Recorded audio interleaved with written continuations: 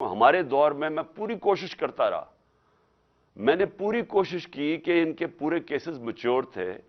NAB کے اندر سے ہمیں کہتے تھے کہ کیسز میچور ہیں، لیکن پیچھے سے ہمیں اجازت نہیں ہے.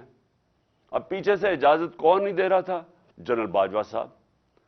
جنرل باجوہ پیچھے بیٹھے ہوئے تھے، وہ فیصلہ کرتے تھے کہ کون سی نیب نے کس کے اوپر کب کتنا دبانا ہے، پھر کب چھوڑ دینا ہے، کب اندر اس کو ڈالنا ہے.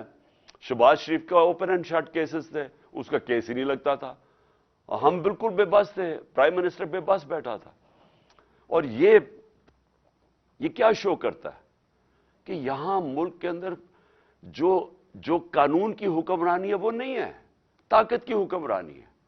اور یہ اس سے صرف یہی نہیں ہے کہ اس وقت ملک کے وہ بڑے بڑے کرمنلز باہر پھر رہے ہیں اور ملک کے اوپر بیٹھے ہوئے اور فیصلے کر رہے ہیں، اپنے کیسز بھی بچا رہے ہیں، اور ملک کی اکانومی نیچے چلی گئی اور یہ اوپر ان کی سارے کیسز معاف ہو گئے ہیں اور باقی بھی بیٹھے ہوئے آنے کے لیے.